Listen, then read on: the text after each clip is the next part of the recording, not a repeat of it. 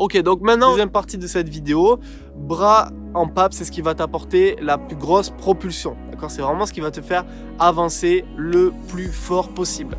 Donc comme je t'ai dit tout à l'heure, tu as une grosse prise d'appui devant. Tu dois sentir que tu as de l'eau que tu vas prendre sous tes bras et ensuite cette eau-là, tu vas la dégager le plus loin possible derrière. Une fois que tu as pris ta grosse propulsion, que tu as dégagé ton eau loin derrière, tu as deux solutions. Soit tu es sur une phase où tu ne vas pas respirer, soit tu es sur une phase où tu vas respirer. Donc sur la phase où tu vas prendre ton inspiration, menton vers l'avant, très loin devant, tu as dégagé tes bras loin derrière et ensuite tu vas placer tes épaules et tes bras le plus proche possible de la surface de l'eau. Tu ne veux pas te dégager très haut au-dessus de la surface, tu veux te dégager juste au-dessus de la surface et avoir les bras bien tendus dans chaque direction, comme si tu voulais toucher les deux lignes vers l'extérieur. Donc voilà, tu as tes bras tendus, tu as les bras proches de la surface de l'eau, tu as engagé ta prise d'inspiration et là ce que tu vas faire c'est baisser la tête et passer les bras. Et tes bras, il faut qu'ils passent très loin comme ça, tac, pas ici, là. Voilà, ça c'est pour les bras quand tu prends ton inspiration. Maintenant quand tu prends pas ton inspiration, c'est beaucoup plus facile. Puisque tu n'as pas de frein.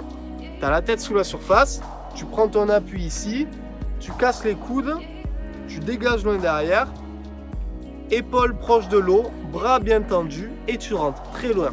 Voilà, ça c'est pour les bras. En parallèle à ces bras, il y a le mouvement des jambes, l'ondulation. L'ondulation, tu dois la répéter comme je t'ai dit tout à l'heure, avec des palmes, surtout si tu es débutant, et sans les palmes. Tu dois apprendre à te servir de l'ondulation. Encore une fois, je te mets une vidéo bien plus détaillée juste ici sur le i comme info et tu dois répéter ton ondulation seul sur un plan ventral, seul sur un plan dorsal, seul sur un plan horizontal mais aussi sur un plan vertical. Essaye de répéter tes ondulations sur tous les plans pour peaufiner ton ondulation et tu seras bien plus à l'aise sur ta nage du papillon. Une fois que tu es devant comme ça, tu vas mettre une grosse ondulation pour appuyer ton appui avec tes bras, tu places ta grosse ondulation avec un gros coup de bassin et ensuite les jambes elles suivent derrière. Okay, ne plie pas trop tes genoux pendant ton ondulation. Tu as marqué ta grosse ondulation plus ta prise d'appui et là c'est facile de ou prendre ton inspiration et dégager tes bras ou ne pas prendre ton inspiration et dégager tes bras.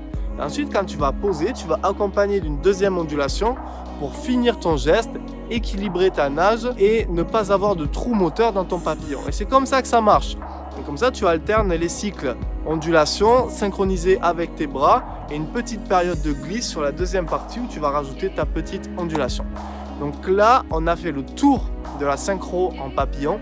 On a vu comment optimiser son mouvement des bras. On a vu qu'il fallait deux ondulations, une grosse, une petite, une propulsive et une qui est un peu plus légère derrière pour équilibrer et accompagner ta nage. Et à partir de là, déjà, tu as une bonne connaissance de la nage du papillon. Mais tout ça, il faut le mettre en pratique. Pape à un bras. Donc c'est simple, tu places un bras devant et tu vas effectuer un mouvement de pape avec ton bras, uniquement bras droit ou uniquement bras gauche. Tu fais 25 bras droit, 25 bras gauche. Tu gardes ton bras devant et tu fais ton mouvement de pape. Une fois, je respire pas. Une fois, je respire devant ou sur le côté. C'est toi qui vois en fonction de ton niveau. Si tu nages déjà bien le pape, choisis d'inspirer devant. Si tu nages pas très bien le pape, choisis d'inspirer sur le côté. L'indispensable de cet exercice, c'est de passer le bras tendu sur le côté, d'accord, pour te rapprocher au maximum de la nage du pape et pas comme ça, parce que ça, ce sera un éduc pour le crawl. Coup de haut main basse, c'est un éduc pour le crawl. Tu veux pas t'entraîner pour le crawl, tu veux t'entraîner sur le pape, donc tu passes bras tendu. Tu passes bras tendu plus tes ondulations. Et là, tu vas justement trouver ta synchro entre la grosse ondule et la petite ondule. Hop, je pose, je fais ma petite ondule, je lance mon bras et je fais ma grosse ondule. Je pose, je fais ma petite ondule, je lance mon bras, je fais ma grosse ondule. Je pose, je fais ma petite ondule, ainsi de suite. Et c'est comme ça que tu vas t'améliorer en pape, en ayant plus de facilité parce que tu vas sortir un bras au lieu de deux et en cherchant à optimiser tes sensations et ta synchro entre le mouvement des bras et le mouvement des jambes. Le papillon, c'est pas une nage que tu vas apprendre théoriquement. Il faut que tu sois dans l'eau et que tu répètes cet exercice du pape à un bras.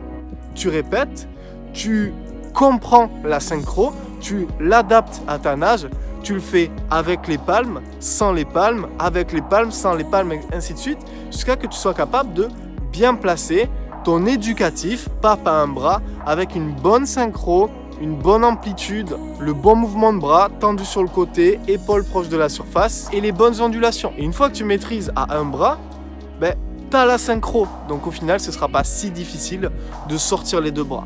Si aujourd'hui tu as de l'appréhension à sortir les deux bras, je te conseille de répéter hyper régulièrement cet exercice que je viens de te donner, pape à un bras. Et après 100 mètres, 200 mètres, 300 mètres, 400 mètres de cet éducatif qui est facile et qui n'est pas coûteux en énergie, essaye de faire 5, 6, 7 ou 8 mouvements en papillon. Allez, pour finir, petit bonus de cette vidéo, je vais simplement te dire comment faciliter ta glisse en papillon. Évite de faire des très longues distances, d'enchaîner des 100 mètres, 200 mètres, 400 mètres, 800 mètres en papillon. Ça sert à rien. Tu ne seras pas sur une nage vite et souple, tu seras sur une nage lente, dure et mal effectuée. Donc, au lieu de faire 400 mètres pape d'affilée en ayant des erreurs techniques et en te faisant mal aux épaules, tu vas plutôt choisir de faire 8 x 25 ou 16 x 25 papes, nager vite et souple, comme ça ton corps il s'habitue à ces allures-là, il s'habitue à la glisse en pape, et cerise sur le gâteau, cette série sera plus facile, parce que tu choisis de marquer des temps de récup de 15 à 20 secondes entre chaque distance. Comme je vous ai dit, moi la nage du papillon c'est ma nage préférée, c'est vraiment celle qui me plaît le plus à nager et à enseigner. J'ai encore énormément de trucs à vous dire sur cette nage-là. Seulement, si je continue, la vidéo, elle va faire plus de 1 heure et ce ne sera pas très digeste. Donc, je vous invite encore une fois à me poser toutes vos questions en commentaire sur la nage du papillon. J'y consacrerai des vidéos spécifiques. Peut-être que je consacrerai une vidéo spécifiquement pour appuyer tous les points de la respiration dont j'ai parlé, ou du mouvement des bras, ou de la synchro, ou du mouvement des jambes.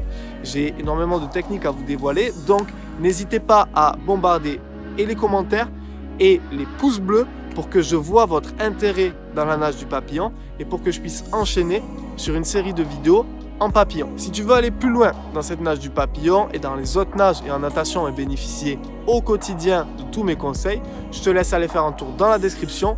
Tu as le lien pour Beast Crawl, deviens un monstre en crawl. Tu vas trouver mes meilleurs tutos en natation, mes programmes, mes défis chaque semaine. Tu vas avoir de quoi progresser rapidement et facilement en natation, peu importe ton niveau actuel. Beast Crawl, c'est ta valeur sûre en 2020 pour nager plus facilement. Va faire un tour dans la description et nous on se retrouve de l'autre côté dans Beast Crawl. C'était Malcolm pour apprendre cette natation. Je te dis à très vite pour une prochaine vidéo. Ciao, ciao, bye.